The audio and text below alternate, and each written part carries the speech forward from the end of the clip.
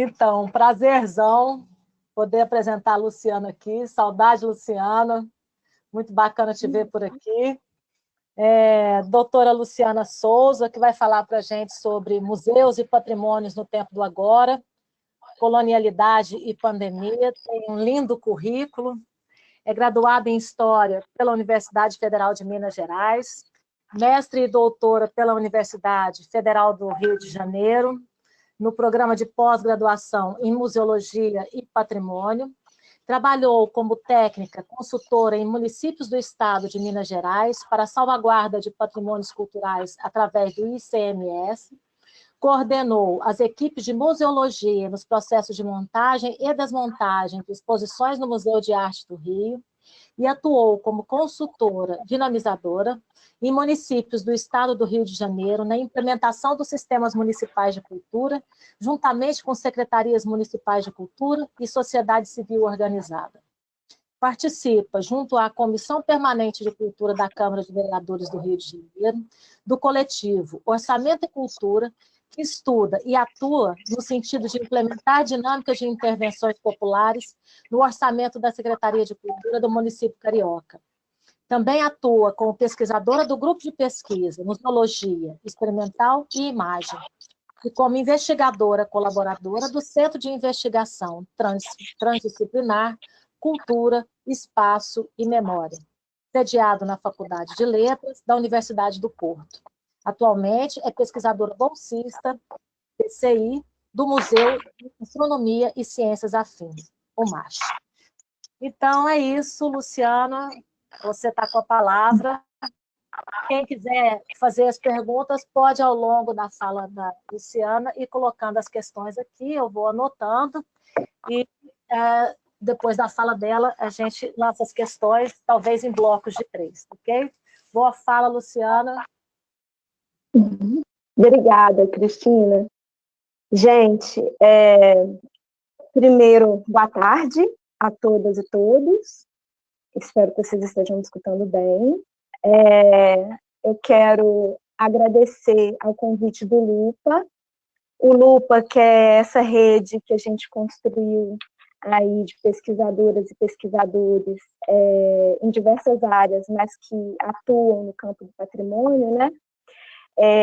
E que, enfim, está inaugurando esses trabalhos de uma maneira muito bonita, e esse evento que aconteceu essa semana toda, um evento de alta qualidade, e tudo até agora foi muito bom, excelente. Agradecer ao IUCEF pelo convite de participar desse colóquio, uma responsabilidade muito grande encerrar essa semana, e agradecer ao Raul, que também é o pesquisador, que está aí coordenando toda essa tecnologia que está possibilitando a gente essa aproximação apesar da distância física, né? Só queria falar que, enfim, é tudo muito novo para todo mundo, né? Essas tecnologias e etc. E aí a gente fica criando umas estruturas dentro de casa para dar conta de pendurar o celular, pendurar o computador. Então, eu arrumei uma coisa meio esquema MacGyver, que se por um acaso meu celular cair, é isso, assim, porque eu realmente não sou MacGyver. Bom, então, é isso, a Cristina me apresentou, né? Eu atuo hoje como pesquisadora do Museu de Astronomia do MAST, a pesquisadora do MAST, que é o Museu de Astronomia e Ciências Afins. Ele fica localizado no Rio de Janeiro, no campo de São Cristóvão, né? E é isso, assim, minha formação é história, mas o meu mestrado e meu doutorado em museologia aqui no Rio de Janeiro. Minha trajetória vem tanto no âmbito das políticas públicas para patrimônios, né, para ações de preservação do patrimônio, como também para atividades desempenhadas em museu. Acho que só pelo título da minha apresentação já dá para ter uma ideia do tom, mais ou menos, da minha análise, né? O título. O Raul, não sei se você pode colocar a apresentação aí, já pode colocar a imagem do PDF. A gente teve que fazer um esquema, eu e o Raul, para poder... Isso, valeu. O título é Museus e Patrimônios no Tempo do Agora, Imperialidade, Colonialidade e Pandemia. Eu escolhi essa expressão Tempo do Agora porque ela é uma expressão, ela faz referência a Walter Benjamin, e faz referência a uma crítica que ele estabelece em relação à noção de progresso, que, enfim, que é algo que parece incutido na perspectiva de um tempo histórico linear, como se a gente caminhasse para algo que melhora, para algo que evolui, né? Uma perspectiva evolucionista da história. Então, o progresso, essa ideia de progresso, ela está incutida um pouco aí. Então, o tempo de agora seria uma outra leitura disso, não teria essa perspectiva linear. O Walter Benjamin, quando ele evoca essa ideia, ele tenta romper com essa linearidade, para evocar mesmo um tempo qualitativo, que seria um tempo coletivo, o que a gente poderia chamar de maneira imprecisa de contemporaneidade, né? É mesmo uma tentativa de forjar uma ideia de atualidade que está muito embasada no tempo vivido, né, que a gente está vivenciando, experienciando. E nesse nosso tempo do agora, a gente está atravessado, a gente se vê atravessado por uma pandemia, a pandemia de um vírus que não conhecemos ainda muito bem os rastros biológicos e políticos que deram origem a ele. O fato é que essa pandemia, ela afetou em absoluto as nossas relações interpessoais, afetou as relações econômicas, afetou as instituições, enfim, afetou a vida coletiva em âmbito global, né? E aí, trazendo para o nosso campo, sob o ponto de vista das instituições, a gente se pergunta quais os impactos da pandemia até agora, né? E quais os impactos, os possíveis impactos da pandemia para o futuro, né? Pós-pandemia. Quais os impactos sociais, quais os impactos políticos, os impactos econômicos. E aí, considerando impactos a curto, e médio e longo prazo. Impactos nas instituições dedicadas à preservação de bens culturais. Aqui, eu vou falar principalmente de museus, arquivos e bibliotecas. Mas é uma análise que cabe também para laboratórios de restauração, laboratórios de conservação e outras organizações ligadas à preservação de acervo. Mas antes eu preciso pontuar que eu não vou me referir a iniciativas de memória e de preservação não institucionalizadas, do tipo coletivos de memória, centros de memória popular, museus comunitários, pontos de memória, ecomuseus, etc. Eu não vou porque eu acredito que essas organizações, elas mereceriam uma reflexão à parte, né, uma palestra à parte, porque daí a gente falaria de vetores diferentes, vetores de força, relações de poder de outras ordens. Não que não se complementem, por favor, não entendam aqui que eu estou desmerecendo de maneira alguma. É só que não dá para abraçar o mundo. A gente tem que fazer um recorte, né? E aí o meu recorte em cima das instituições, das organizações institucionalizadas.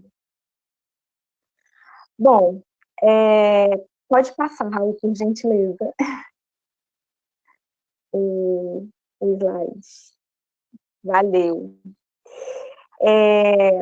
Eu reuni para essa apresentação reportagens, enfim, comunicações em redes sociais, então toda a apresentação ela está muito, muito embasada nesse espaço digital, tá? Em fontes disponibilizadas no espaço digital. Bom, sobre a pandemia, o impacto econômico nas instituições foi enorme e está sendo enorme, né? desde março de 2020, aqui no Brasil, elas foram fechadas indefinidamente.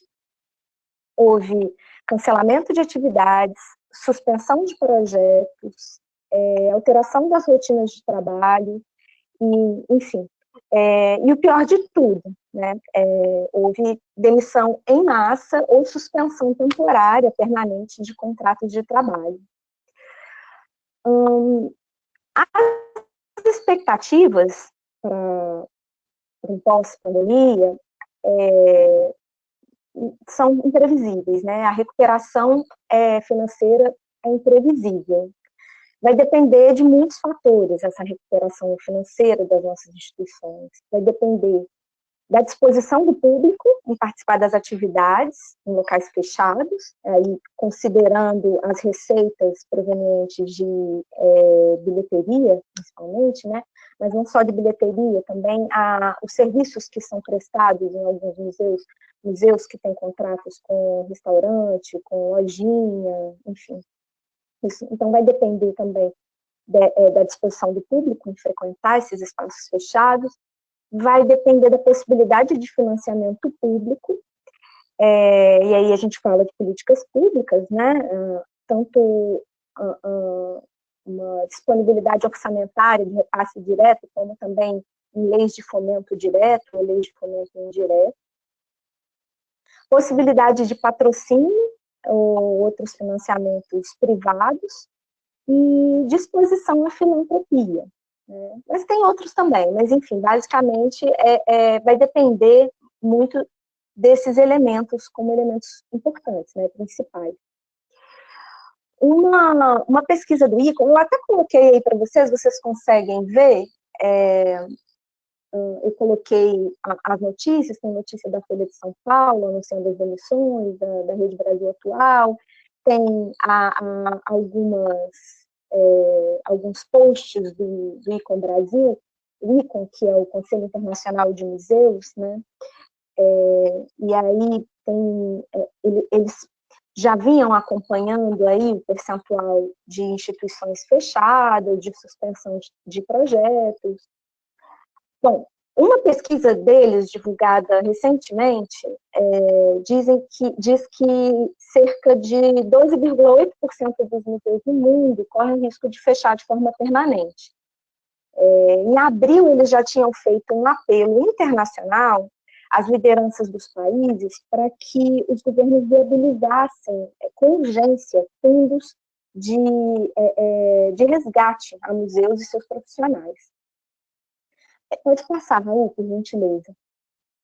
Então, a Unesco, logo no início, já tinha constatado que, com o início da pandemia, 90% dos museus precisaram ser fechados para circulação física de pessoas, né? Mas esse fechamento, ele tem desdobramentos, e aí o encerramento das atividades e as questões econômicas se desdobraram aí nessas pesquisas que o ICOM veio divulgando.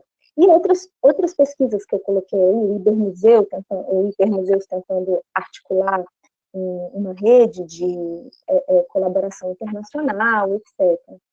Aqui no Brasil, a gente teve aprovada no Congresso recentemente a Lei Aldir Blanc. Essa lei, todavia, ela não contempla museus públicos, né, e não contempla museus ligados a instituições privadas. A lei ainda não foi sancionada pela Presidência da República, estamos com a expectativa de que ela seja sancionada na íntegra, mas ela ainda pode ser vetada, né? Ela pode ser devolvida para o Congresso com veto parcial ou veto total. Então, isso vai depender, as condições vão depender muito de como que ela vai voltar para o Congresso. Mas é isso, é uma lei emergencial que ajuda o setor da cultura, ajuda não, né? É uma lei que prevê um orçamento que vem do Fundo Nacional de Cultura. Olha aí como é que política pública é importante. Esse recurso vem do superávit do Fundo Nacional de Cultura, mais uma parcela do orçamento federal, que dá mais ou menos 3 bilhões, acho que é 3 bilhões, eu não tenho certeza agora o valor, tá? Peço até desculpa de não lembrar exatamente o valor. Mas É um valor que vai ser distribuído para todos os estados diretamente e também vai ter repasses diretos para os municípios. E é para atender o setor da cultura de maneira geral, ou seja, não tem como atender a todas as demandas, e as demandas de todo mundo. E demandas que já vinham num crescente, né? Desde 2016, quando a gente vê uma precarização do setor da cultura mais intensa, mais brutal. Enfim, a pandemia, ela impactou toda a cultura, toda a economia da cultura no mundo, né? Mas a gente pode interpretar ela como algo que exacerbou processos que já vinham em curso. Eu acho que a própria desestruturação do setor da cultura, que impacta não só a produção, a circulação e o consumo, impacta também mais ou menos o circuito de agentes que passam a atuar nessa economia. E aí o que a gente vem observando é que a pandemia exacerbou um processo de consumo ou de valorização de plataformas que já vinham sendo consumidas, né? Já vinham sendo acessadas com muita intensidade, que é plataformas de streaming, os aplicativos de música, os aplicativos de vídeo. E além disso, um crescente uso das redes sociais, no sentido de se construir mesmo uma existência social, uma sociabilidade, né, no ambiente digital, já que a gente está nesse processo de isolamento. O Célio Turino, ele tem uma fala que ele diz assim, que a gente não está em distanciamento social, a gente está em distanciamento físico. Então, nesse processo de distanciamento, isolamento físico, a gente começa a usar ainda mais as nossas redes sociais no sentido de construir uma sociabilidade, né? Ou seja, o impacto na economia na produção de conteúdo, na circulação de conteúdo e no consumo de conteúdo. E aí, enfim, aí as instituições de preservação, na pressa também, né, de sobreviverem a esse atual estado de coisas, elas se dedicaram a mobilizar esforços para fornecer serviços e conteúdos alternativos por meio dessas plataformas digitais. Então, a gente observa um uso expressivo, né, dessas redes. O Shed Aquarium, em Chicago, filmou e disponibilizou a imagem dos seus pinguins visitando outros animais. A Academia Real de Artes, em Londres, pediu que os seus seguidores interpretassem trabalhos artísticos e tirassem foto desses trabalhos e compartilhassem nas redes. Algumas bibliotecas estavam fornecendo acesso aberto a obras que não são de domínio público, audiolivros gratuitos, também fazendo leituras públicas, que foi o caso do Congresso Nacional da Argentina. Enfim, isso tudo nos demanda, entre outras coisas, novas políticas de acervo, né?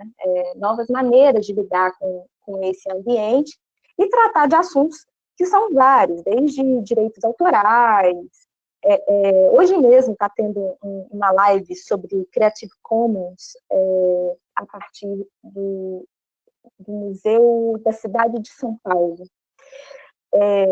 Então, são muitos assuntos, muitos temas, muitas questões, muitos desafios que começam a atravessar a gente nessa nova existência. Mas isso tudo vai nos parecer como a capacidade ou a potência dos museus de se reorganizarem, né, de pensar em recursos interativos, de pensar em, enfim, novos conteúdos mais interessantes, conteúdos com uma visualidade mais atraente, e, enfim, tudo sob métricas muito, muito próximas dos departamentos de comunicação e marketing, né? Porém, isso é o que aparece ao público, né? Essa aparência de reinvenção, ao mesmo tempo, ela ofusca as relações de produção no campo da memória no seu atual estado das coisas, né, no tempo do agora. Eu não sei se eu coloquei, dia 20, tá no slide anterior.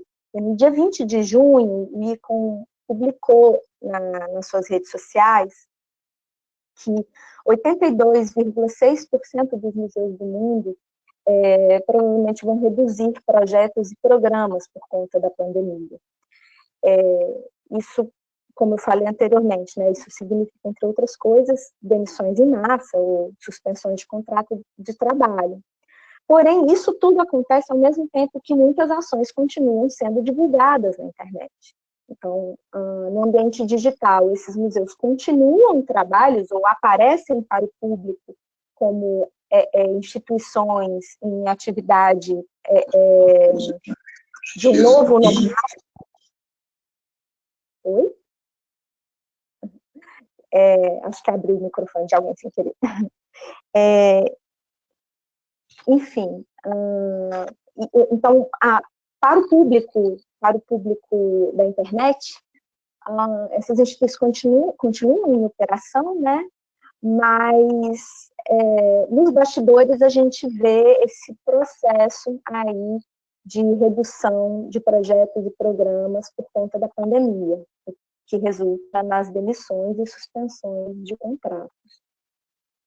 A REM Brasil, que é a rede de educadores do Brasil, de educadores de museus do Brasil, e o SECA Brasil, que é o Comitê de Educação e Cultura do ICOM, que é o Conselho Internacional de Museus, eles vêm fazendo um levantamento bem importante sobre educadores de museus que tiveram seus contratos suspensos ou tiveram demissões, enfim, ainda estão em processo de tratamento desses dados, mas eles já vem chegando em informações que são preocupantes para nós. Eu acredito que em breve devam compartilhar já, mas estão em processo de tratamento.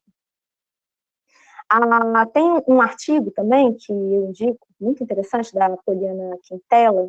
Ela escreveu um artigo na revista Select, que também é uma revista digital, né, disponibilizada em ambiente digital. Se chama Sem Margem de Negociação, em que ela comenta sobre essas demissões. Ela menciona a demissão de 23 educadores da Fundação Ferraz, em Portugal, e menciona a demissão de 85 educadores do MoMA, em Nova York. O fato é que essas demissões, as reduções de salário, as licenças obrigatórias, as férias obrigatórias, né? Enfim, abro um parênteses que, para mim, isolamento não é férias, eu sempre acho importante a gente pontuar isso. O isolamento físico não é férias, mas, enfim, as reduções de salário, as licenças, as férias coletivas, tudo isso me parece desdobramento de um processo anterior à pandemia. Né? A pandemia só fez acelerar ou exacerbar algo que já vinha num crescente. As instituições de preservação, elas já vinham, pelo menos aqui no Brasil, né, elas já vinham operando de forma crescente com funcionários sem vínculos empregatícios, né, sem benefícios trabalhistas.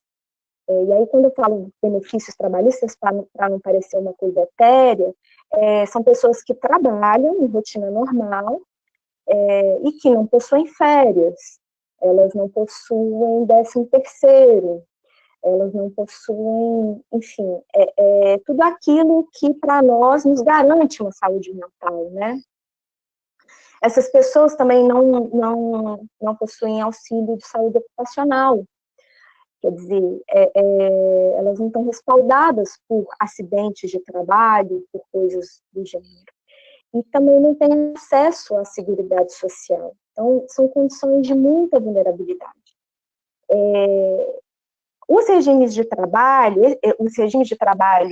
que elas se encontram são, na maioria das vezes, né, são regimes de bolsistas, de PJs, de MEIs e de estagiários.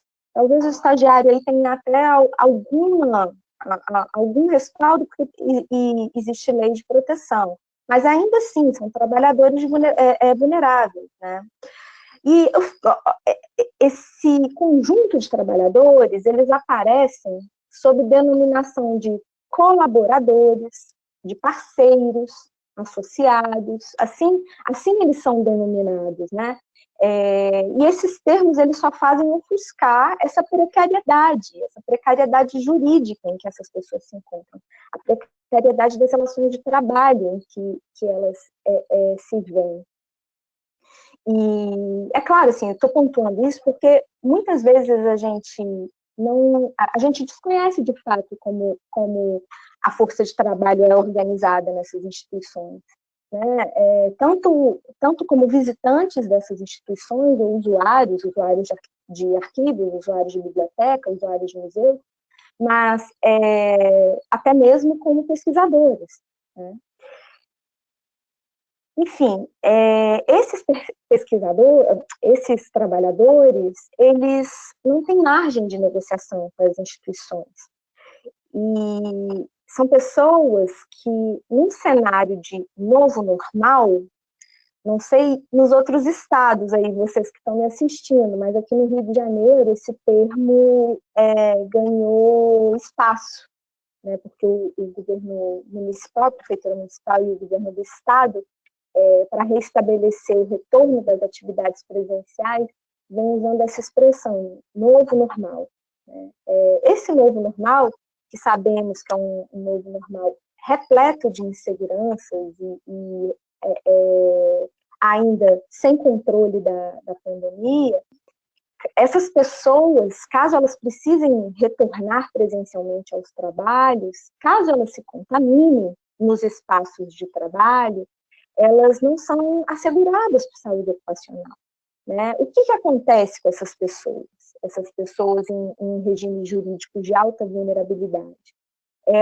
Quem pagará a conta dos hospitais? Né? Que sabemos que um leito de UTI é de R$800 para cima por dia nos hospitais privados, na rede de saúde privada. Fora os medicamentos, né? Fora os tratamentos, caso essa pessoa se recupere, os tratamentos que ela precisa fazer pós-internação, quem vai bancar isso? E se ela vier a óbito, a família será indenizada? Como fica essas relações para essas pessoas? Essas pessoas, elas ocupam uma parte significativa da força de trabalho das instituições, cada vez mais, né? Preciso pontuar. Enfim, essa força de trabalho, eu penso que a gente pode chamar de precariado, né, para utilizar um termo que é recuperado pelo Rui Braga e pelo Ricardo Antunes, em referência a esses trabalhadores que muitas vezes eles não são sindicalizados, ou então até podem ter alguma trajetória de ação coletiva, mas essa trajetória ela é muito pulverizada. Isso nos dá um panorama de como as instituições elas vêm tratando a sua força de trabalho em esquemas de superexploração, né? E nos diz também como que as instituições elas vêm se conformando de maneira cada vez mais precária, né, a uma economia cada vez mais desregulamentada, onde o baixo orçamento da cultura, a crescente dependência da iniciativa privada, enfim, isso tudo reverbera, obviamente, na ausência de políticas públicas. E é claro, né, que a parte mais fraca da corda são os trabalhadores, como sabemos. Sobre essa categoria de precariado, a título de exemplo, a Associação Espanhola de Museólogos, ela comentou nas suas redes, né, durante esse tempo aí que a gente está em processo de isolamento físico, comentou que muitos trabalhadores estavam procurando se sindicalizar na Espanha, muitos trabalhadores da cultura procurando se sindicalizar na Espanha, agora, em meio à pandemia, porque se deram conta dessa alta vulnerabilidade eles foram colocados. Só que aí as restrições do distanciamento físico, impediam que esses trabalhadores realizassem dinâmicas básicas para se oficializar uma entidade representativa. A RIM Brasil mesmo está num movimento muito bacana de construir uma associação de educadores de museus, e esse movimento está ganhando uma força extraordinária, um trabalho bem bacana que eles estão desempenhando, mas encontram essa resistência, então estão estudando como lidar com isso, porque para oficializar existem certas dinâmicas jurídico-burocráticas que exigem a presença física. Então, como resolver isso, né? Teve um caso também dos trabalhadores da Casa da Música do Porto. Eles fizeram uma performance bem interessante, denunciando a precariedade do trabalho nessa instituição. E aí, enfim, acredito até que está ainda presente nas redes, dá para achar isso. Fizeram uma performance isolados, né, distanciados uns dos outros, e cada um segurando um cartaz dizendo o tipo de condição de trabalho, o grau de vulnerabilidade que cada um estava sujeito ali como trabalhadores, e o resultado disso, em seguida, foi a demissão da maior parte deles, né, desses que participaram dessa performance, uma performance com máscaras e etc.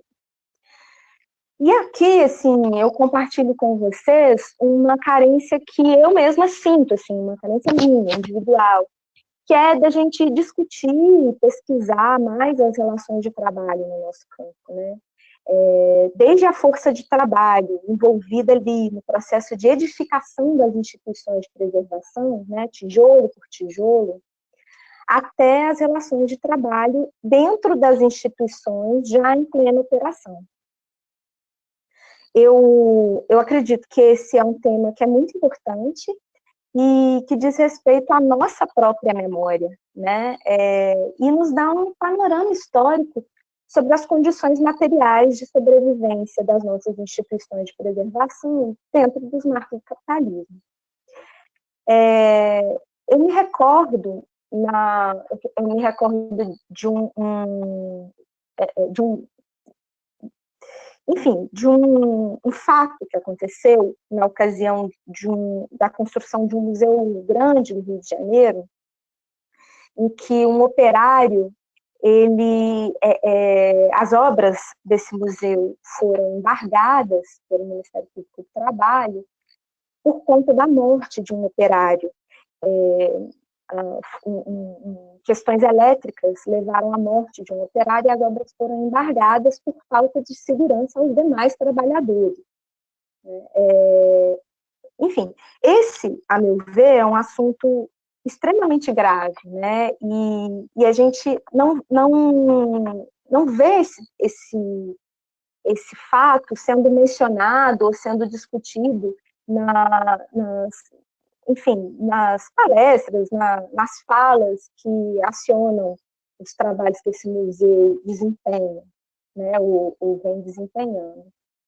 E aí eu pontuo, assim, eu acho que é fundamental pontuar que esse não é um tema descolado de uma discussão sobre museus e espetáculos.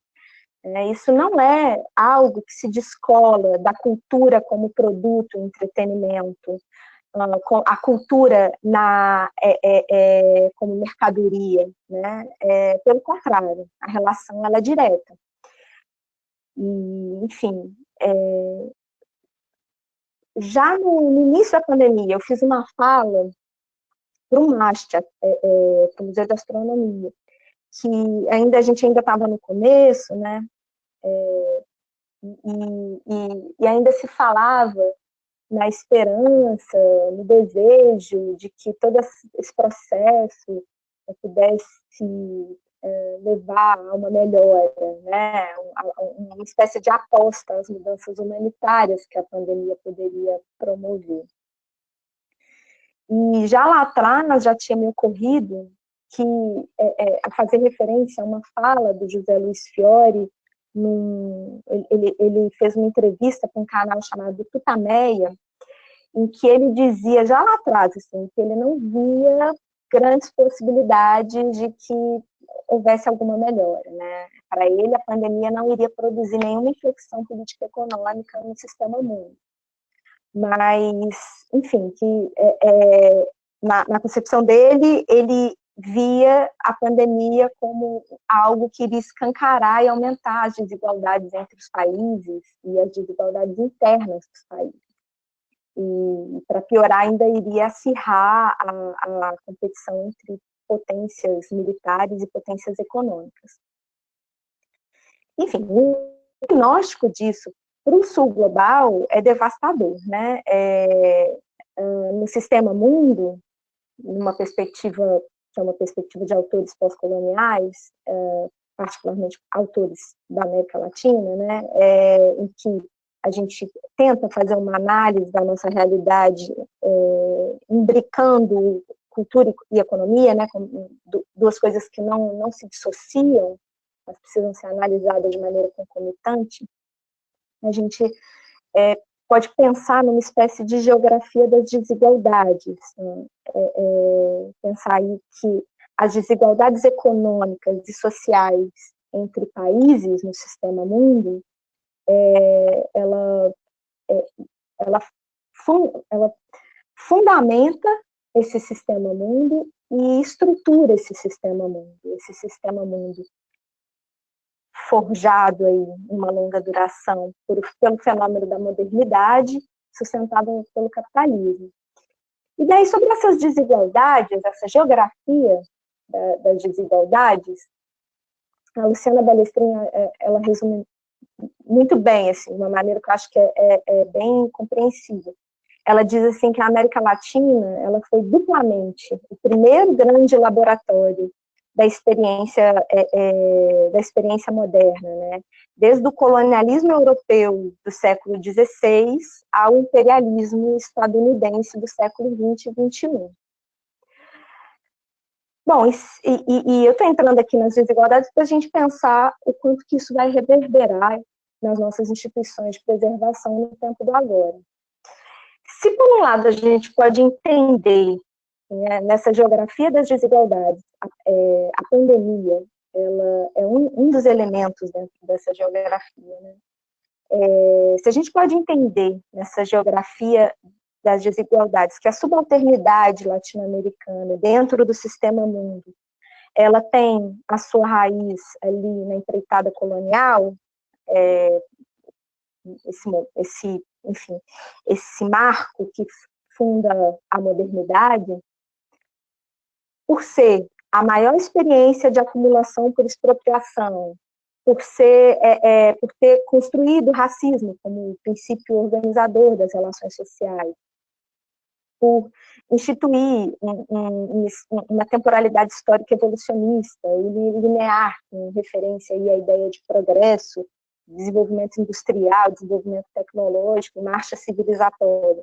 Se a gente, por um lado, pode pensar a geografia das desigualdades por aí, pela experiência colonial do século XVI, a gente também precisa considerar nessa geografia das desigualdades a escalada imperial europeia do século XIX, as duas grandes guerras, e particularmente a década de 70 como marcos de uma inflexão política e econômica que vai, enfim, dar novos contornos ao capitalismo e estabelecer a condição hegemônica dos Estados Unidos em termos macroeconômicos. Essa hegemonia estadunidense, que eu vou contar aqui, ela se fundamenta no rentismo do Wall Street, se fundamenta no poder das corporações transnacionais e dos gigantes financeiros, nas forças militares e na indústria bélica estadunidense e na maquinaria discursiva dos think tanks. Temos muitas pesquisas sobre isso. Enfim, essas experiências do colonialismo e dos imperialismos estabelecem padrões de poder, ser e saber, que vão reverberar, obviamente, nas nossas estruturas de preservação. uma crítica. Gente, eu não sei se vocês estão ouvindo o barulho, se tiver muita barulheira, é um helicóptero que está passando aqui perto da minha casa.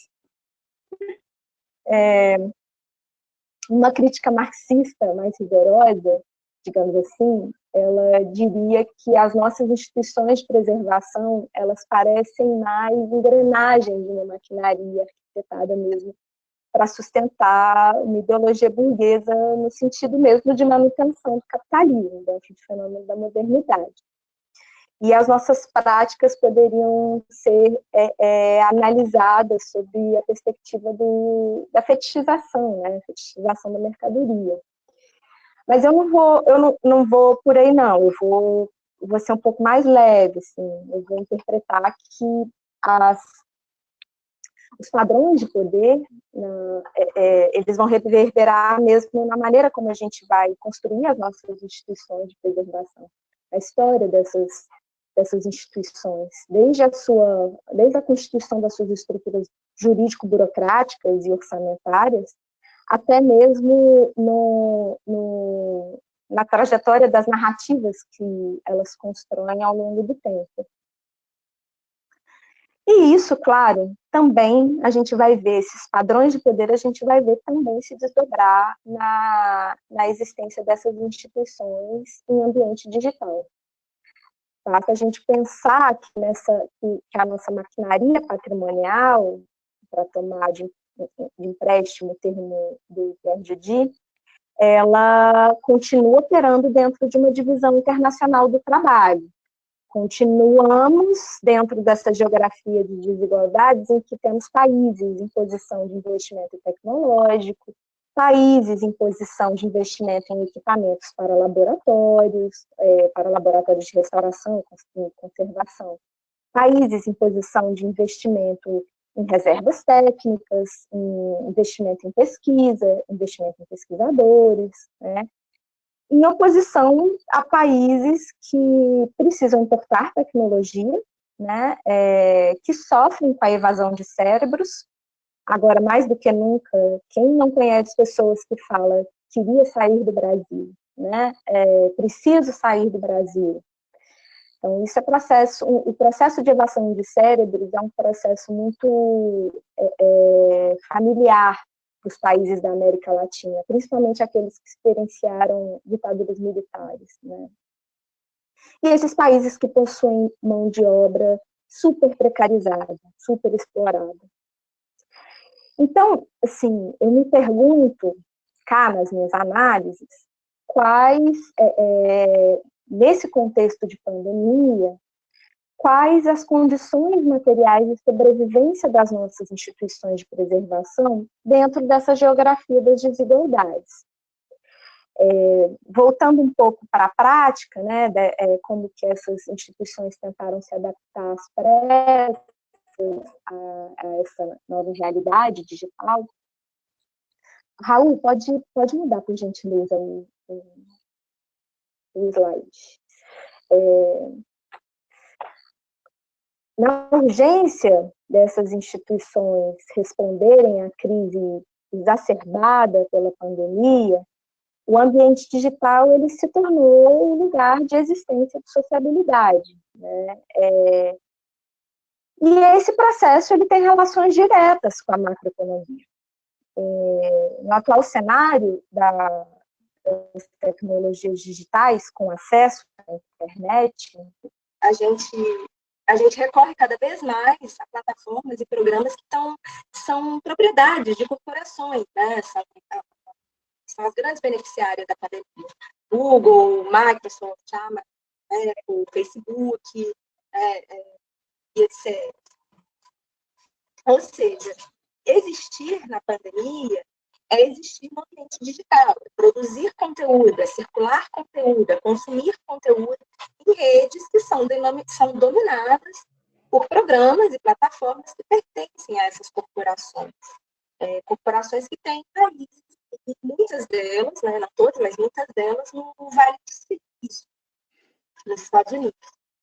Então, a gente vê, é o perfil do museu que interage no Instagram, é o perfil do arquivo que publica parte do seu acervo no Facebook, é a equipe de design do museu que opera a maquinaria da Apple, enfim, porque a maquinaria da Apple ela fornece melhores condições técnicas para executar determinado trabalho.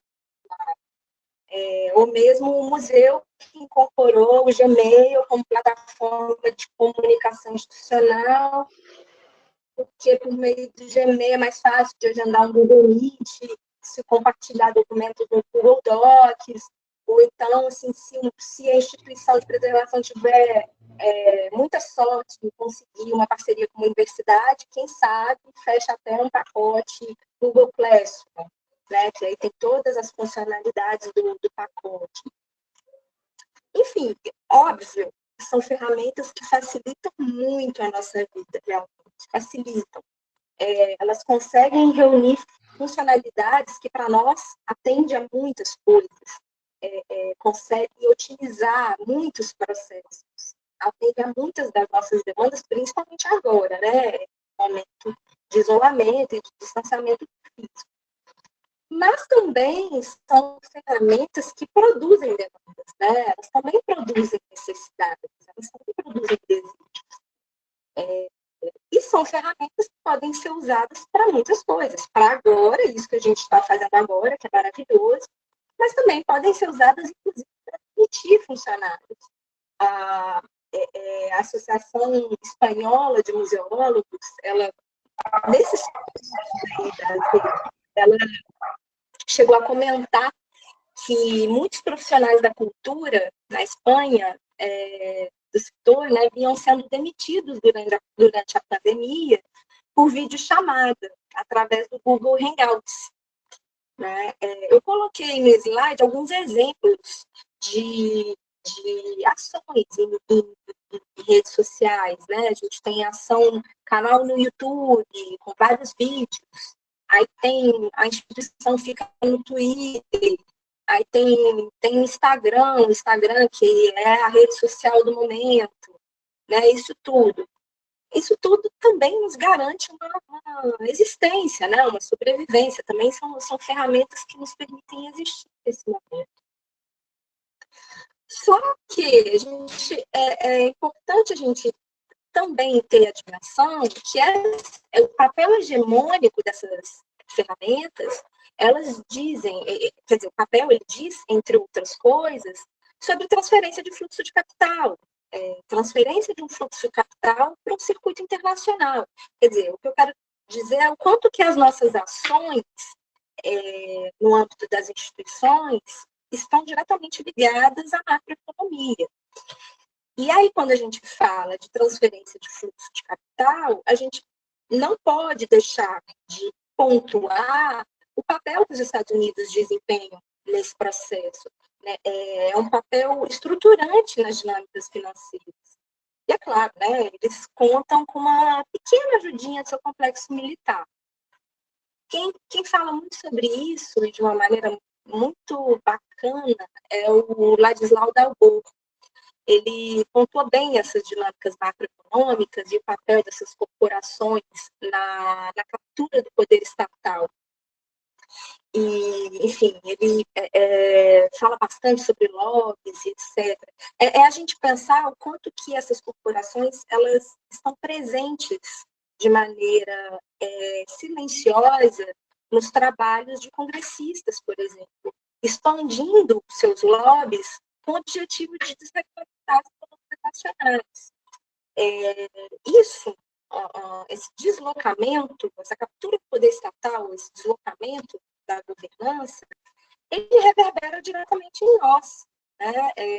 E aí eu não estou nem falando só de marco civil da internet, acho que isso também é um assunto, dar uma palestra só para isso, mas eu estou falando do quanto que desregulamentar a economia significa, entre outras coisas,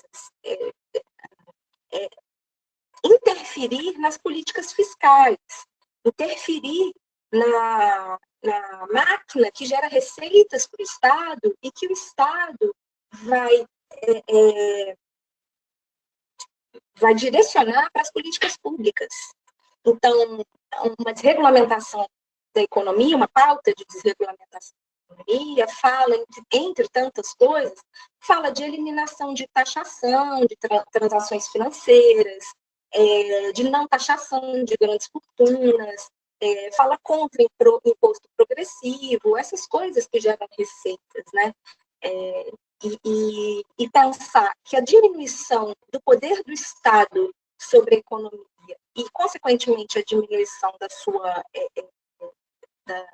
receitas, da receita do tesouro, abre hiatos de atuação no tecido social que são ocupados cada vez mais pela iniciativa privada, dentro dos seus marcos, dos seus interesses mercadológicos, obviamente. Então, entre outras coisas, né, o que significa uma desregulamentação da economia? Significa pautar a desvinculação de receitas. O que é a desvinculação de receitas?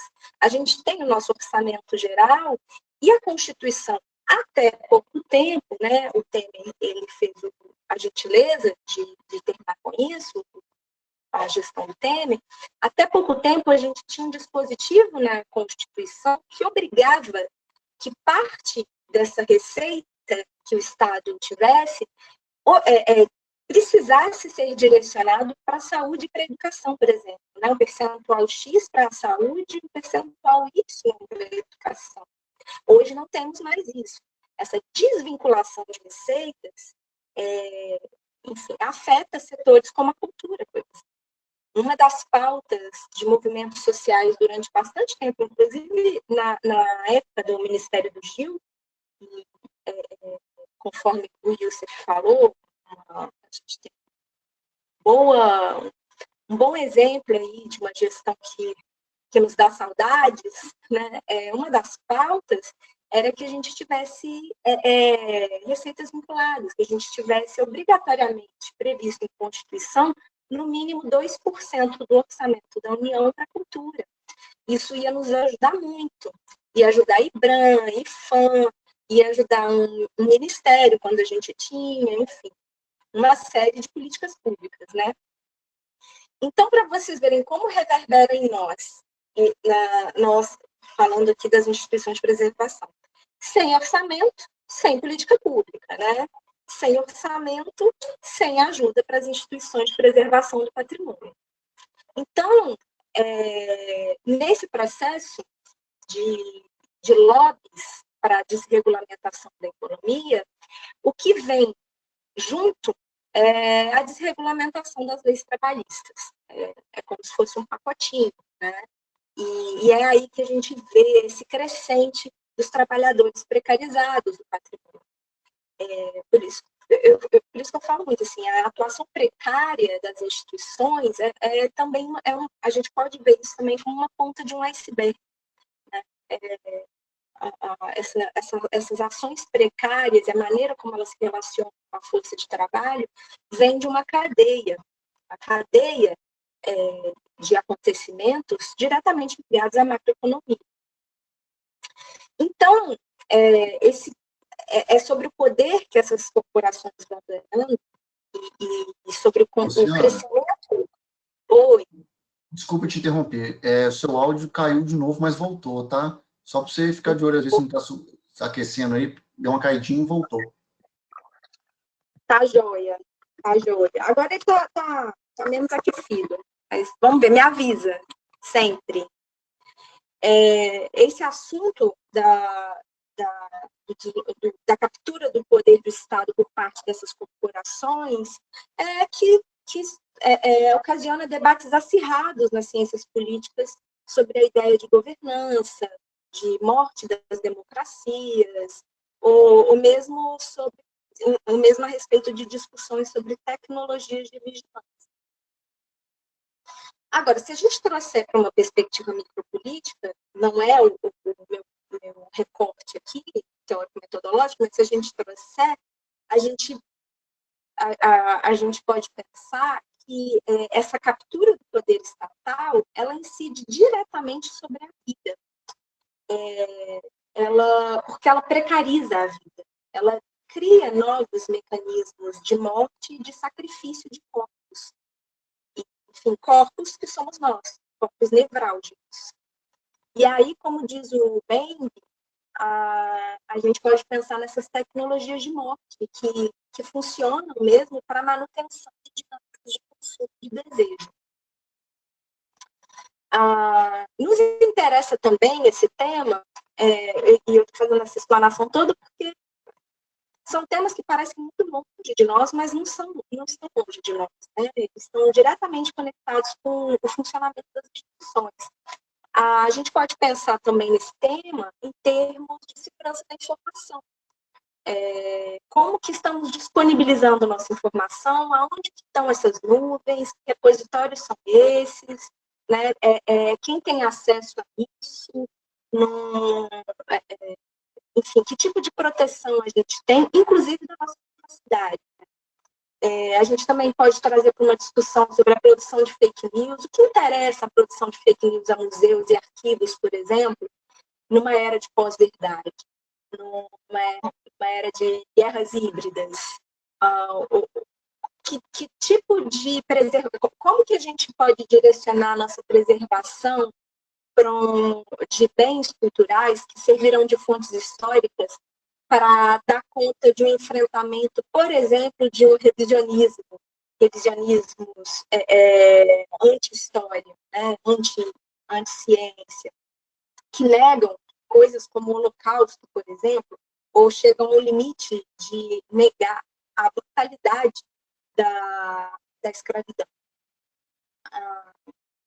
Enfim, eu também não quero ser, né, exclusivamente a porta-voz do apocalipse, mas tem um outro lado, claro. Essa tecnologia, tudo tem muitos lados.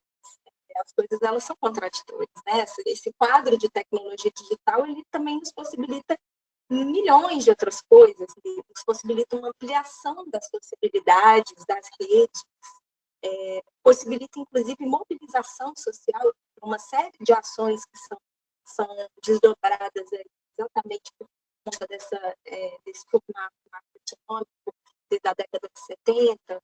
Enfim, facilita diálogos entre as instituições, possibilita o compartilhamento de ações e de estratégias de preservação de acervos, possibilita acesso remoto a documentos. Eu, na ocasião, tanto do mestrado quanto do doutorado, vê se vocês estão me vendo. Estão me vendo? Estão me vendo? Alguém me dá um ok. Sim, sim. Me vendo? Beleza. Na ocasião do meu mestrado e do meu doutorado, eu consultei documentos do Arquivo Mineiro. Lá do Rio de Janeiro, eu entrava no site e consultava. Eu não tinha recurso para ficar viajando para Minas e pagando hotel o tempo todo, né? Então, isso me possibilitou desenvolver uma pesquisa. Então, e isso é fundamental. A gente tem acesso a catálogos de objetos, a exposições, e mesmo fazer o que a gente está fazendo agora. A gente está tendo a possibilidade de se reunir em rede, que talvez sem essa realidade a gente demorasse a fazer, ou mesmo não fizesse, né? Sem essa realidade da pandemia. Mas eu insisto em pensar que é importante se perguntar quais que são as relações de trabalho que estão se configurando internamente nas instituições para que essa existência digital ela se concretize. E daí eu volto para a fala da Poliana Quintela, quando ela diz que muitos educadores de museus eles vêm sendo demitidos ou substituídos por uma força de trabalho que está ligada a setores de marketing e de comunicação. E tudo em esquemas de metas, esquemas empresariais mesmo. Ela chega a comentar de educadores que foram demitidos no meio de projetos, né, desenvolvendo, ainda com projetos em desenvolvimento, não foram pagos, e esses projetos foram dado continuidade a esses projetos pelos setores de comunicação. Né? Então, enfim, e há ainda o caso de contratação de educadores apenas segundo ela, né, apenas para a produção de conteúdos específicos durante a pandemia, o que marca uma nova configuração precária de trabalho, configuração por produto. Quem é historiador aqui do grupo e que já trabalhou com ICMS cultural sabe o que é ser esse precariado. Trabalhar por produto, né? Esse funcionamento de trabalho por produto, nós historiadores conhecemos bem, quem trabalhou com ICMS cultural, esse trabalho por produto, né? É um trabalho altamente vulnerável. E aí, assim, agora, então, no contexto da pandemia, produto no ambiente digital, eu penso na categoria do Ricardo Antunes, que é infoproletariado, cyberproletariado. E aí é até interessante, assim, voltar para a expressão tempo do agora, que eu uso na apresentação, que dá conta dessa crítica à noção de progresso, né? Essa ideia naturalizada de que o desenvolvimento tecnológico do capitalismo necessariamente iria melhorar a vida das pessoas. Então, quando eu escolhi a ideia do agora, eu pensei muito nisso. Mas, enfim, eu já estou bem encaminhando o final. Assim. Eu estou te falando de preservação, de gestão de acervos digitais, digitalizados com perspectiva crítica das relações de produção, né? Só que uma parte significativa dos nossos museus, arquivos e bibliotecas, eles não possuem ferramentas para produção e tratamento de dados digitais. Gente, com essa confusão, eu nem passei o slide. O Caú, pode passar, por gentileza, o slide? Bacana, é isso aí quando eu falei das corporações e do Vale do Silício. Acho que essa tem a próxima. Tem mais o próximo slide. Isso, beleza. Porém, assim, acho que foi isso, né? As corporações. Tá. Foi quando eu estava falando das políticas públicas, que a gente pensa que essa coisa da macroeconomia não está diretamente ligada às políticas públicas. Eu fiz aí um slide sobre isso. Assim. A gente tem o IBRAM. O IBRAM é produto de política pública. O que significa a desregulamentação da economia e a captura do poder do Estado? Significa, entre outras coisas, a gente poder perder o nosso poder de ação ou de reivindicação dentro das nossas pautas de preservação.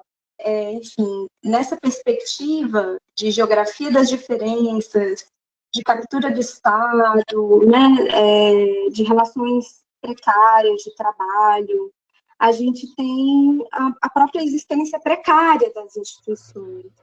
A gente tem, enfim, uma parte significativa dos museus, arquivos e bibliotecas, eles não possuem ferramentas para existir no mundo digital, para produzir dados digitais e tratar seus dados digitais, falando aí dos seus acervos. Né? É um outro lado dessa precariedade, que, é claro, né, produto dessa desregulamentação da economia. E aqui eu estou falando recurso para digitalização de acervo, recurso para manutenção e gestão de dados em repositórios, recurso, inclusive, para se ter repositórios, né? Recursos para se fazer backups, e mesmo recurso para contratar uma força de trabalho qualificada na execução dessas diferentes etapas do tratamento do acervo. Sobre esse cenário, especificamente, o pesquisador Dalton Martins, que coordena o projeto Tainacam, ele afirma que mais de 70% dos museus brasileiros, eles possuem até 9 funcionários. E a maior parte desses museus não possui equipe de TI. Na pesquisa dele, ele diz também que 26% dos museus e 38% dos arquivos só 26% dos museus e só 38% dos arquivos é que possuem websites próprios.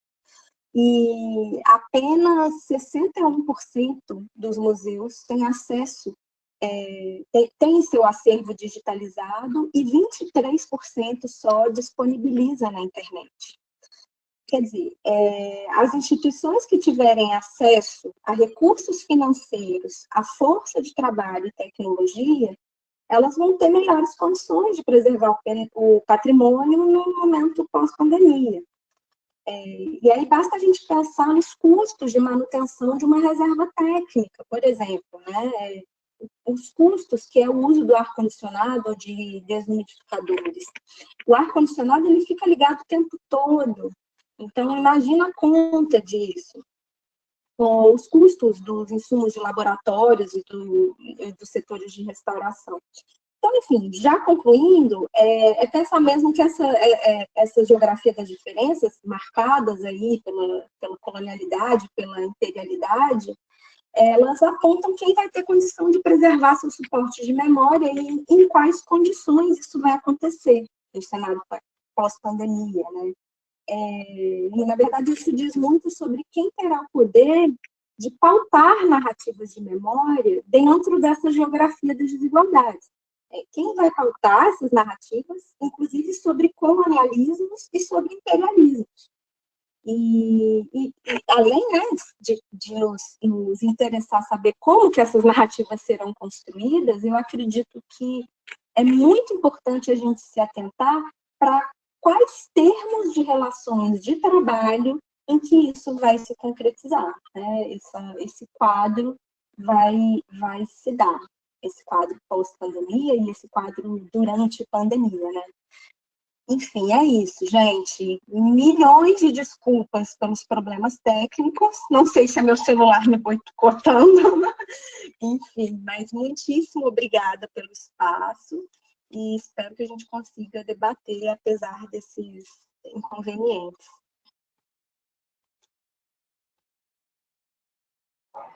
Muito bom, Luciana. Esses problemas técnicos acontecem. Coisas do trabalho remoto em tempos de pandemia. Com certeza. A gente tem um monte de coisas, impossível ficar livre disso.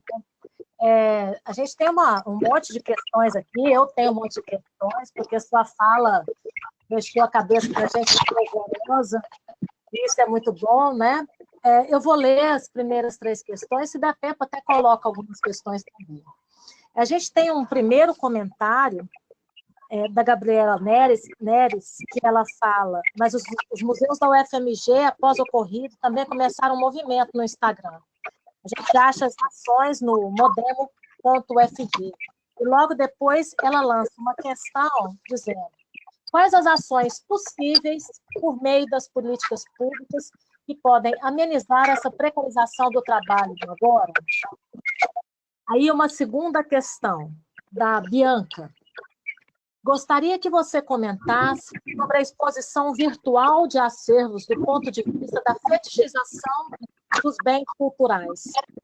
Por outro lado, tendo um suplemento das instituições, a virtualização dos acervos e de visitas, podemos falar em certo enciclopedismo, no sentido de registro e exposição dos bens, como se passássemos as páginas de um livro, furtando-nos do contato e interação dos bens? E uma outra questão, que é do Marcelo de Paiva, deve ser historiador, né, Marcelo? O que esperar da regulamentação do professor do historiador, caso seja derrubado o veto pelo Congresso, nessa conjuntura de precarização do trabalho, congelamento de orçamento, esvaziamento do serviço público, etc. Ficam as 3 primeiras questões para você. Tá. Então, a precarização do historiador foi a última, né? Eu vou começar pela última, só porque, enfim, não deu tempo de anotar. Eu acredito, Marcelo, que a não aprovação da regulamentação só mantém a precariedade, né? Uma precariedade que ela já existe. a possibilidade da regulamentação da profissão seria da gente criar bases aí para um mundo jurídico que nos protegesse de alguma forma, que a gente não tivesse que lidar com situações em que a gente entra para um mercado, né, e a gente fica suscetível ao salário que as empregadoras querem nos oferecer, as condições que elas querem nos oferecer, não nos protege nas condições de trabalho, né? Isso deixa a gente vulnerável, é isso. É claro que o mercado se adapta, aí o mercado vai exigir, ele não vai contratar uma pessoa que não tenha um título na história, seja ele de graduação, de mestrado ou de doutorado, mas o mercado, sob o ponto de vista do empregador, ele se adapta. Porém, a gente continua numa existência precária, dado o fato de que, enfim, somos força de trabalho, historiadores ou não, então a gente já se encontra numa posição suscetível em termos de marcos regulatórios para trabalhadores de maneira geral, como o CLT, e aí, nesses espaços, a gente só fica ainda mais vulnerável, né?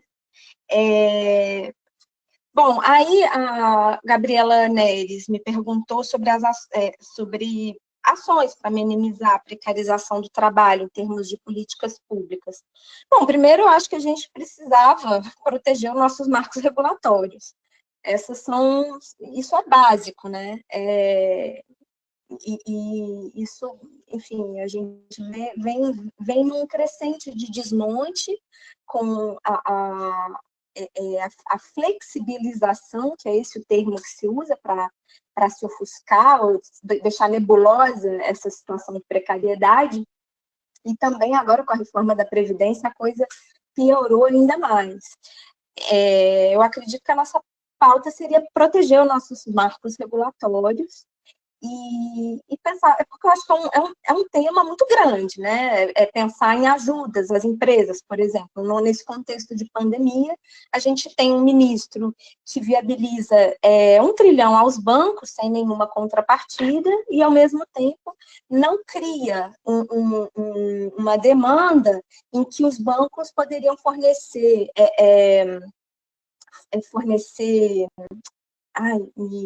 me fugiu a palavra, quando as empresas acionam os bancos em empréstimos a determinados prazos, a determinadas condições mais favoráveis nesse contexto de crise, porque essas empresas, elas também empregam, né? Então, é uma cadeia de ações, na realidade, não é uma ação ou outra, é uma cadeia, mas aquilo que nos compete, né, dentro dos nossos limites, eu penso que a gente primeiro precisa proteger os nossos marcos regulatórios. E aí, sobre as ações no Instagram, é claro, mais uma vez, as coisas são contraditórias, né? As tecnologias não é, enfim, não é um bicho-papão, nem quis dizer isso, eu tentei pontuar o tempo todo como elas também possibilitam coisas que nos ajudam muito, contribuem muito para nós, como pesquisadores, como cidadãos, enfim.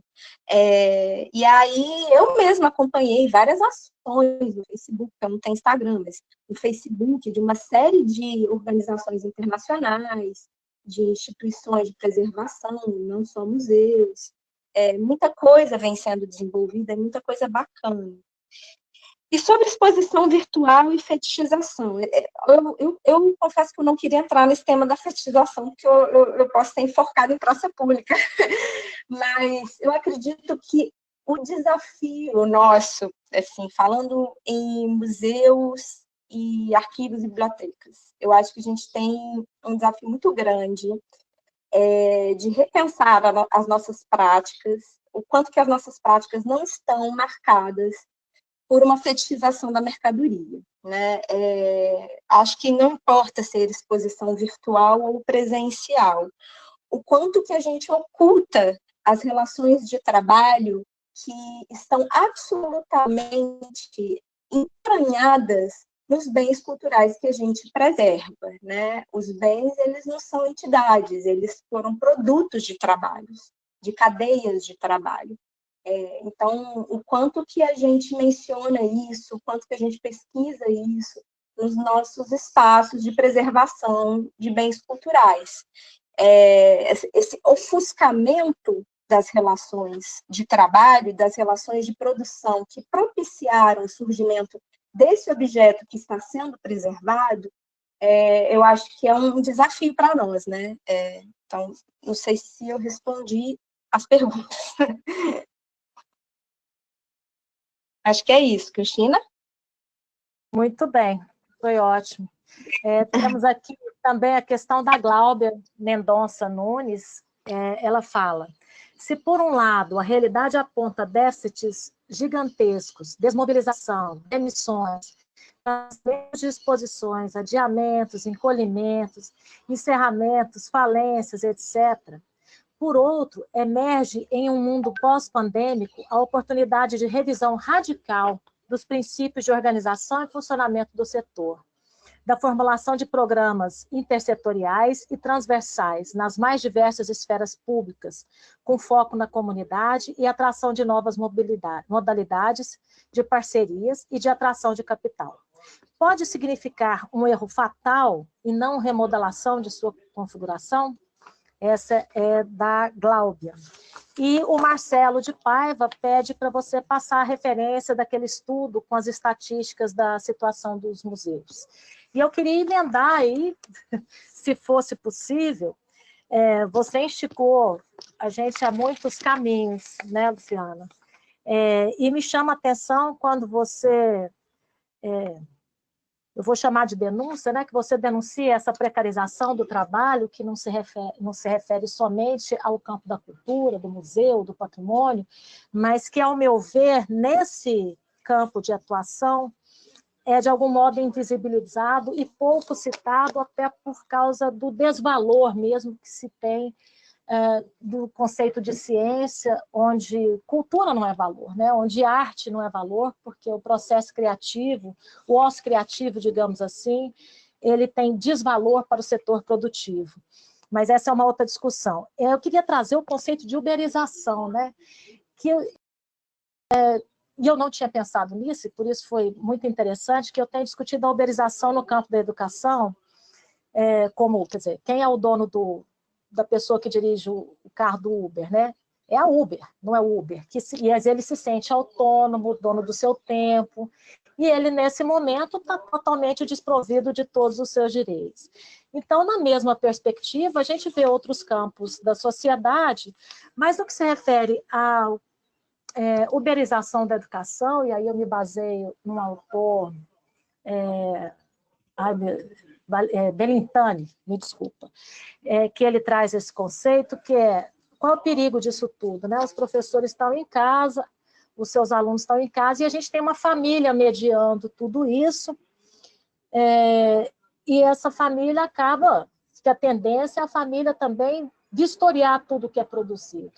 E se a gente tiver essa possibilidade de que os museus possam, por um acaso, suponhamos que tenham verba, né? Também promover ações que sejam virtuais, também vão ser mediados. A gente não corre o risco aí de haver uma escolha do que pode e do que não pode, e, de certo modo, um cerceamento do conteúdo também dos museus, porque, ao meu ver, no campo da educação, isso facilmente pode acontecer, caso a gente não faça nada contra essa tendência. Bom, essa é uma primeira questão, só para a gente lançar aí algumas reflexões.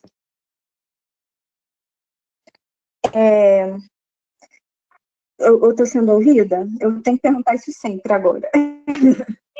Sim. Tá, ok. Por onde que eu começo? Bom, a referência do Tainacan, Marcelo, a referência dos dados, é do webinário do Tainacan. Eu vou te falar uma coisa, eu tenho o título do webinário aqui no meu caderno, que está embaixo do meu computador, mas eu posso te falar, foi o segundo webinário, eles estão com um webinário muito interessante, o Tainacan, sobre disponibilização de acervo em rede. A pergunta da Gláudia, é Gláudia o nome, né? Acho que eu não tenho certo. A remodelação das ações. Sim, Gláudia, eu acho que essa é a nossa capacidade de transformação, né? E de reestruturação das coisas é a mola da história, né? A nossa capacidade de transformar as coisas a partir das condições materiais que nos são dadas. É daí que muita gente defende, entre outras coisas, a revolução. Eu acho que a gente tem condições, sim, de remodelar nossas ações e repensar a maneira como a gente vem agindo e encarando a nossa produção de conteúdo, a maneira de fazer circular esse conteúdo. Isso significa pensar, entre outras coisas, em acessibilidade, né? Uma coisa que eu sempre lembro, eu penso que na pressa e na precariedade, a gente também corre o risco de transferir para o ambiente digital certas dinâmicas que são complicadas, assim, como, por exemplo, a gente pensar a educação tradicional, né, uma coisa meio behaviorista. No primeiro momento, a gente está tendo dificuldade de pensar coisas interativas, a gente tenta transpor de maneira direta algumas experiências nossas do físico para o ambiente digital. E aí, no ambiente digital, essa coisa não funciona muito bem, né? E aí, na pressa, na precariedade, a gente acaba reproduzindo algumas concepções mesmo educativas, tradicionais, eu penso assim. E sobre a questão da uberização da Cristina, né, e não sei se eu entendi muito bem esse contexto de uberização, e ele vem trazendo também outros perigos, que aí também é uma uberização nas relações, né, nas relações aí dessa força de trabalho, e tem também o desdobramento disso na construção dos conteúdos, e como a gente acessa esses conteúdos, os riscos que a gente acaba assumindo e ficando suscetíveis. Olha, Cristina, eu penso que como que eu posso fazer isso sem me comprometer?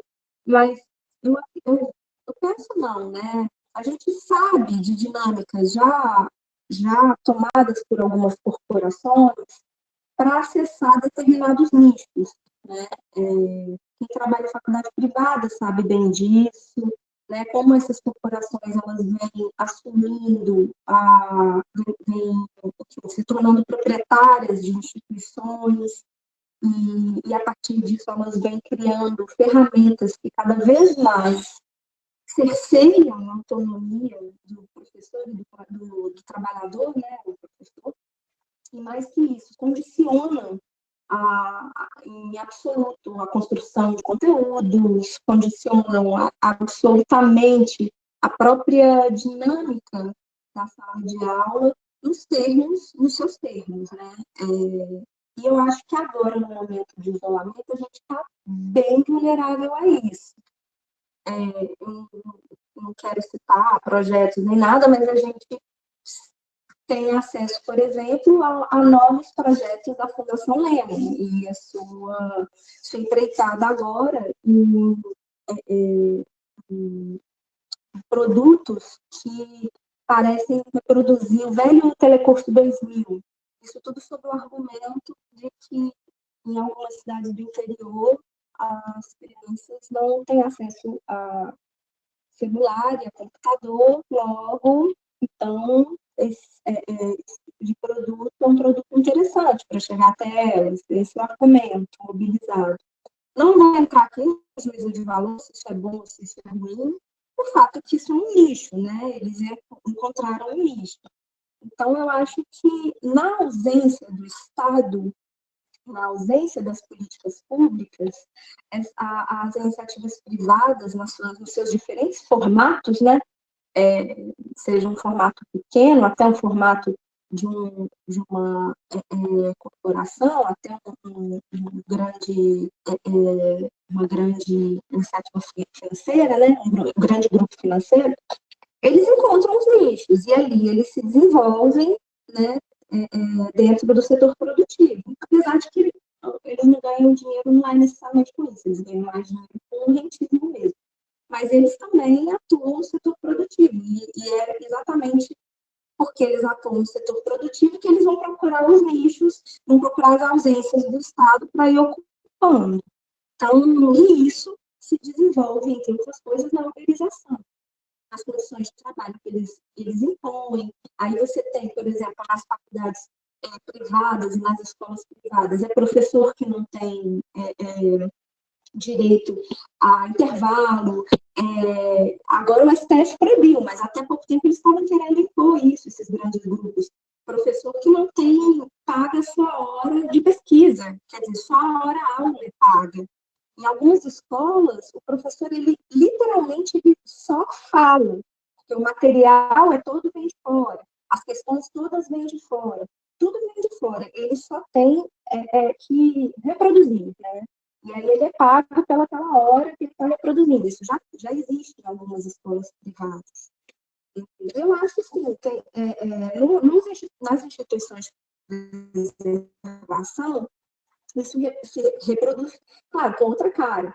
A gente tem um texto muito bom mesmo, do Hugo Menezes e da Sul Costa, sobre o Museu do Amanhã e a narrativa do Antropoceno. Eles falam sobre essas contradições na construção da narrativa, né? Já problematizando a noção do Antropoceno, obviamente, mas a contradição de você ter um museu financiado por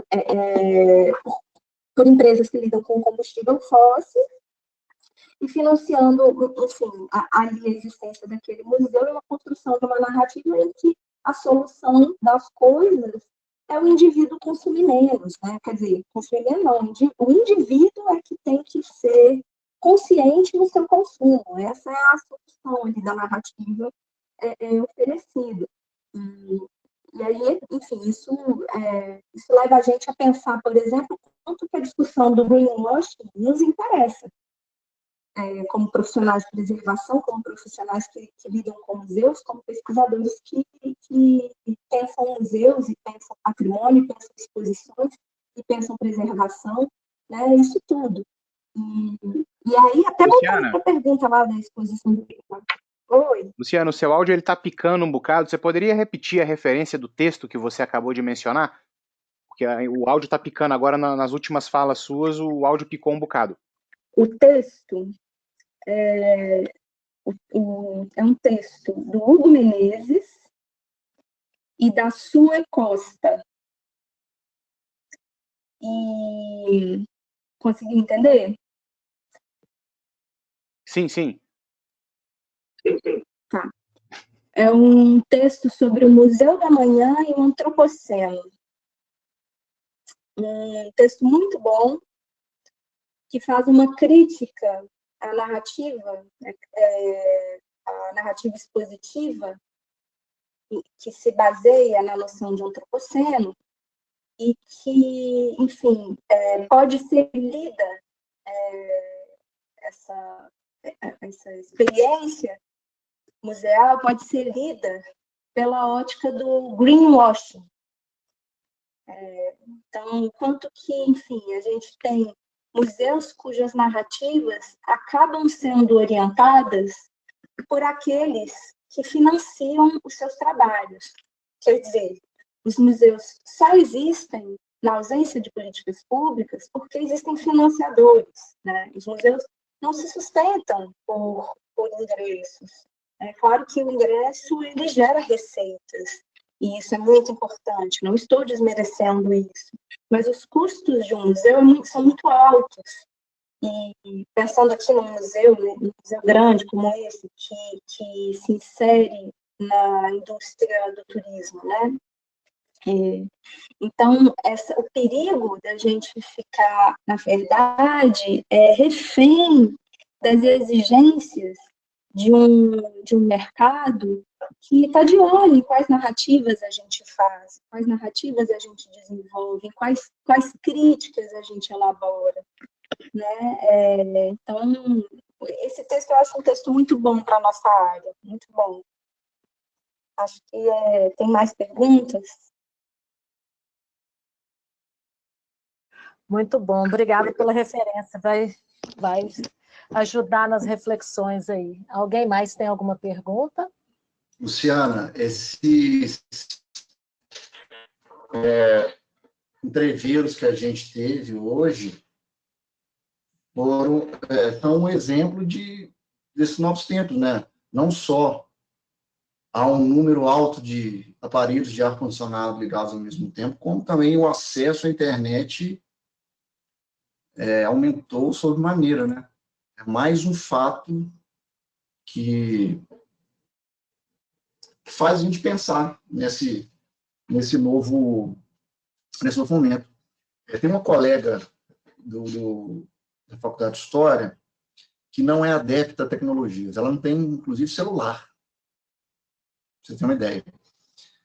E aí, como fazer agora para dar as aulas, para participar de reuniões? A Faculdade de História disponibilizou para ela uma sala com equipamento para ela ir para a faculdade, ela entra na sala sozinha, para participar da reunião da Faculdade de História, na Faculdade de História, mas os colegas da Faculdade de História não estão lá.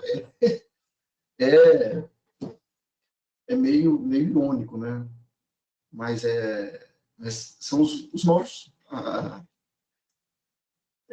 eu não gosto muito de usar essa expressão que você falou que pegou no Rio, pegou no Brasil inteiro, né? O novo normal, porque é uma expressão que meio que resume e põe tudo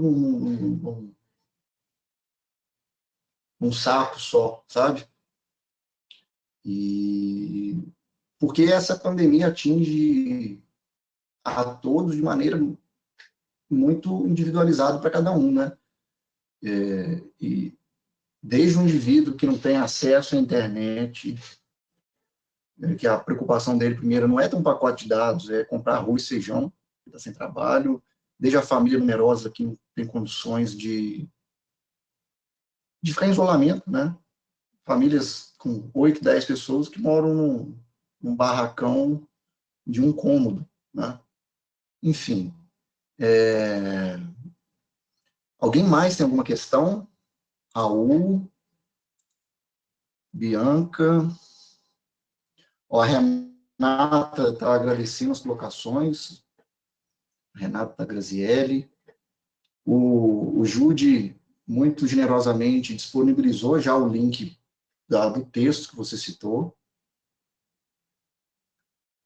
A Bianca também agradeceu pela resposta.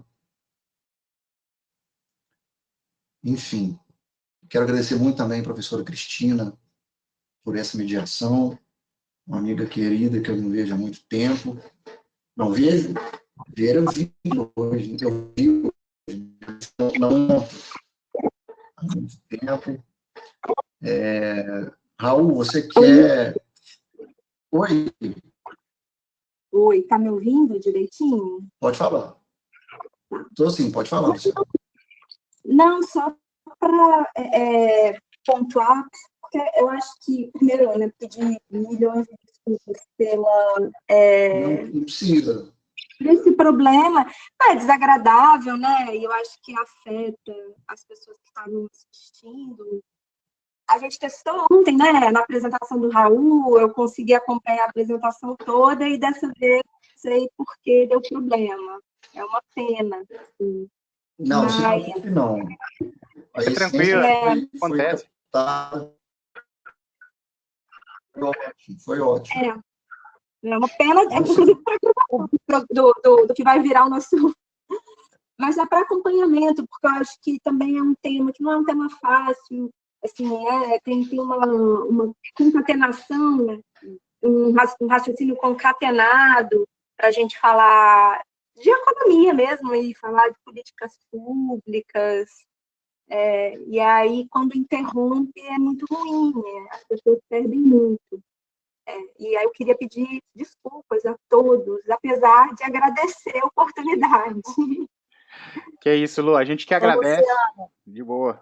Luciana, eu gostaria de agradecer a oportunidade de participar desse momento com você, agradecer que a gente aprendeu muito. E eu quero só dizer que a primeira live que eu fiz com o professor Rafael, ele ficou falando sozinho e a gente riu muito, porque eu fui a maior mancada com ele e ele está no YouTube. Então, relaxa. Ótimo. Raul, você quer falar um pouquinho? Eu queria agradecer a Luciana, tá? Agradecer a todos também que permaneceram aqui. Nós enfrentamos problemas de sinal, aquecimentos de celular, foi bastante desafiador. E queria agradecer a Luciana por trazer a reflexão, não só a debates que tangenciam as políticas culturais, mas também as políticas de educação, né, especialmente com os efeitos que as mudanças pelas quais as configurações de ambas afetam aos trabalhadores dessas duas áreas. Eu acho que essa preocupação com os trabalhadores que estão exercendo as profissões que estão nessas repartições ou nas faculdades e escolas privadas, públicas e privadas, esse trabalho precisa ser cada vez mais valorizado e é justamente por esses processos que a gente acaba tendo que se insurgir diante de contextos como o que acontece atualmente. Muito obrigado. Beleza, Raul.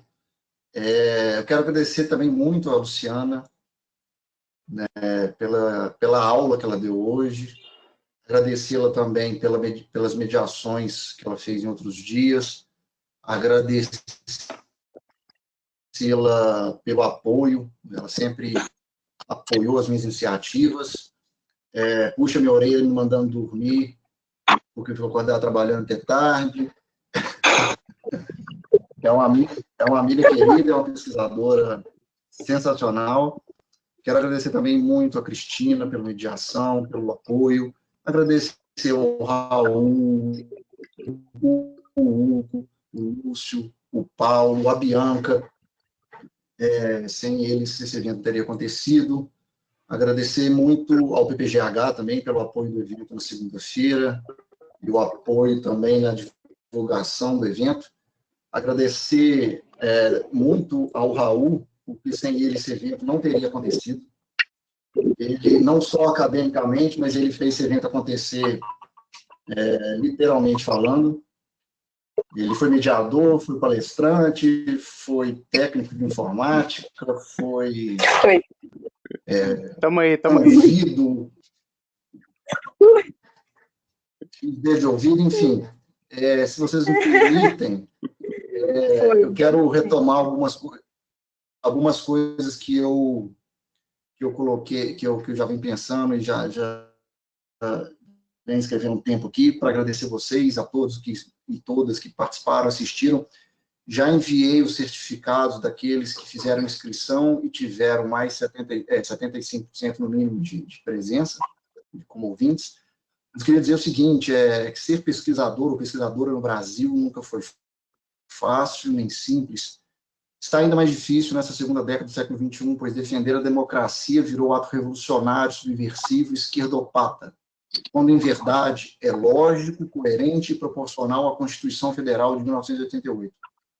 Infelizmente, os tempos são sombrios, porquanto sofremos desde o golpe civil parlamentar de 2016, com os ataques às instituições que garantiam um modo republicano de convivência e a consolidação do Estado Democrático de Direito, e, em especial, os ataques à universidade e às agendas culturais. Cortes vilipendiosos de gastos, extinção de programas de fomento, nomeação de ignóbeis a cargo do MEC e do IFAM, extinção do Ministério da Cultura e a sabotagem do IBRAM, entre outros, impactaram diretamente os setores da cultura e da educação. Logo, as pesquisadoras e pesquisadores que se dedicaram a participar desse evento, ao tratarem sobre patrimônio, nesse contexto, são a representação da resistência às imposições conservadoras desses dias, bem como são exemplos de que a pesquisa nas ciências humanas, tão difamada e atacada por setores reacionários, não está morta. Não estão mortas. Este coloca uma homenagem aos funcionários e funcionárias do IPHAN, dos Institutos Estaduais e Municipais de Preservação do Patrimônio, mas não aqueles que vampirizaram os cargos para alimentarem suas vaidades, mas aos que, com resiliência, dedicam anos de suas vidas a uma guerra sabidamente quase perdida. Meu agradecimento é eterno a esses e essas colegas, e às pesquisadoras e pesquisadores que se mostraram, além de curiosos e perspicazes investigadores, militantes e defensores da ciência no Brasil. Esse evento, muito mais que um compêndio de resultados de investigações, é um manifesto, é obstinação, é provocação, é luta. Obrigado pela participação de todas e todos. Obrigado, Youssef. Obrigado a todos que tiveram. Obrigada. E que venham novos eventos. Que continuemos na resistência. Venham novos. Um abraço a todos. Boa tarde a todos. Vida longa, Lupa. Um abraço, gente. Obrigada por tudo.